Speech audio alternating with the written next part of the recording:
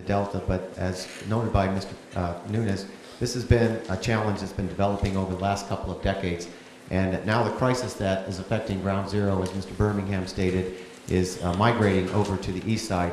And a lot of folks wonder how that is. Well, we have 884,000 acre feet of historical water rights holders that need to be delivered from Northern California to the San Joaquin Valley in order for us to get our water supplies out of Millerton Lake. And last year was the first year in 50 years plus years of the project that those supplies were in jeopardy. And if those supplies don't get delivered, it comes out of our supplies.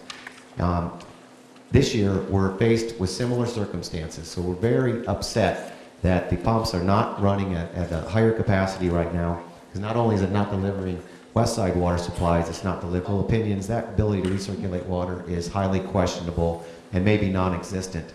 All of this because of the great experience, release smolts off the San Joaquin River system. They don't get chewed up by the pumps.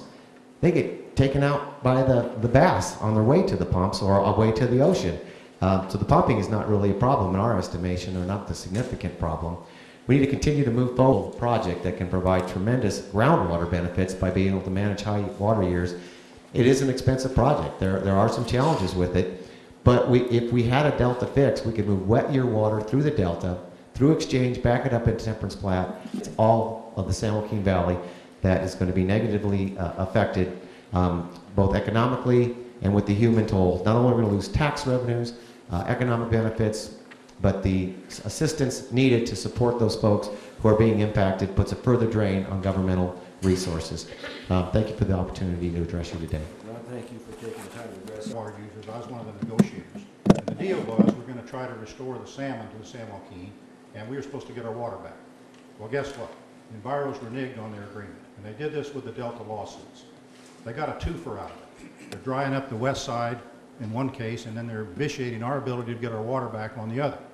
And what this is going to mean is the same thing it means on the west side. We're going to have to idle land.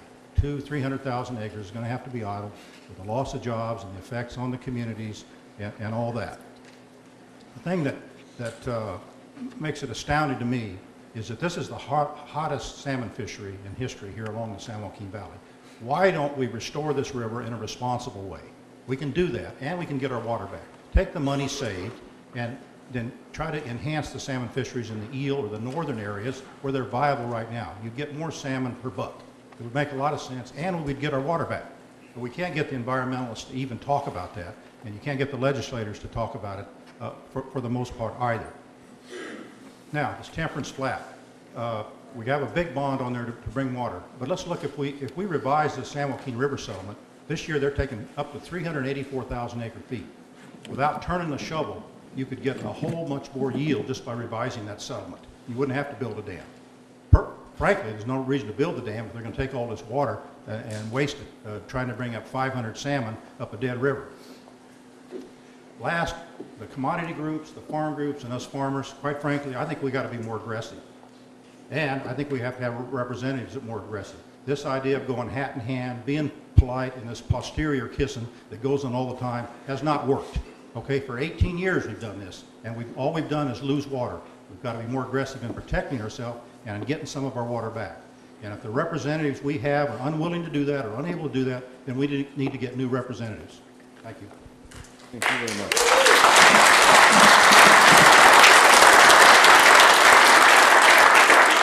And finally, Fred Stowe. 900,000 is ag. In the last 3 years, in a short history statement, we have lost 1,600,000 acre feet of water that was supposed to be delivered into that area. And people are complaining about farmers sucking the groundwater dry. What do they do when their water is not being delivered that they're paying for? Kern County has paid over $100 million in the last 3 years for water that has not been received. We've personally put out about 1,600,000 in the last 3 years for water we didn't receive. And then we get the blame for using water out of the underground, which legally is our water if it's used for a beneficial use. This is just a short story to tell you how desperate. Resources Committee this past year. I think it speaks volumes of the administration's position and also what we're up against in Washington, D.C. So may I ask that that testimony be played right now?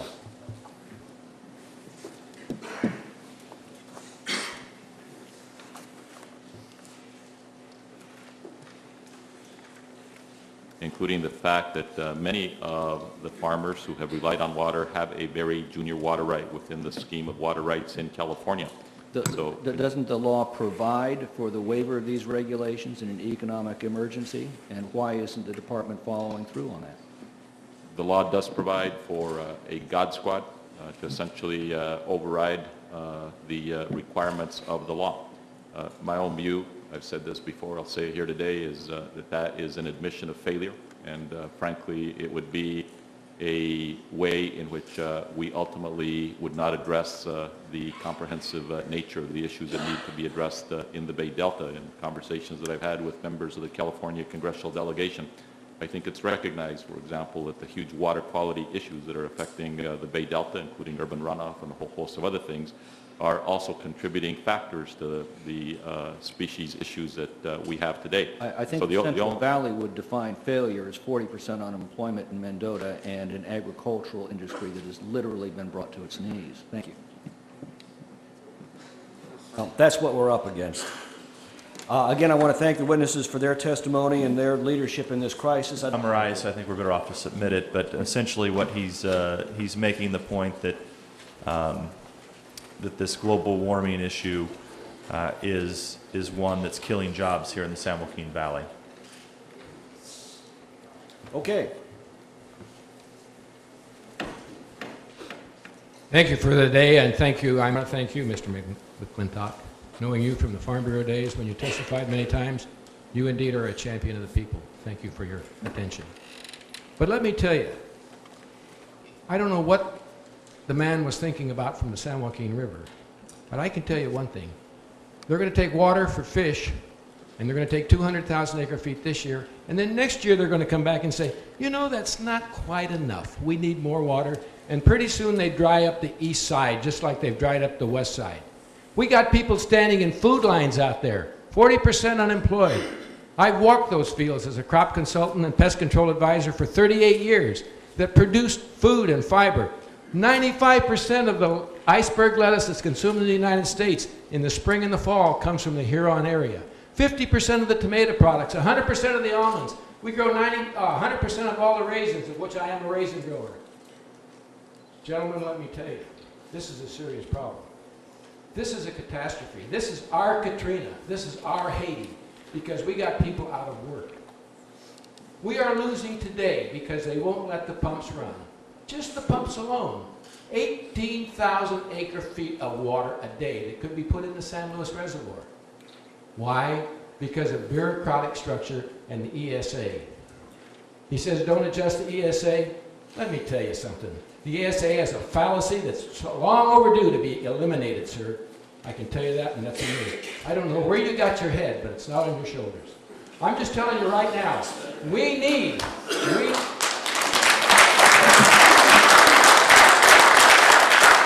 those pumps to run. We need water to be in that area.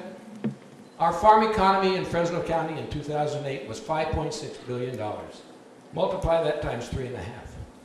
And that's what it is to the state. I don't want to hear what it was in 2009 because it hasn't been reported yet. But we have 454,000 acres of land laying idle in Fresno County because of water. No water. I testified in Washington in 1992 on the Central Valley Project Improvement Act. My growers, my farmers on the west side meter every drop of water that goes on their land and have to account for it and pay for it. They took 800,000 acre feet then. They've taken more since. Have they accounted for it? No. Hold them accountable. Let's make this thing working because our people need water, we need jobs, and we need food. How do you think I felt when I stood in the food line in Mendota and saw a product of China in the richest farmland in the world? Let me tell you, this is a disaster. Thank you for holding the hearing. Hopefully we're not preaching to the choir. Thank you.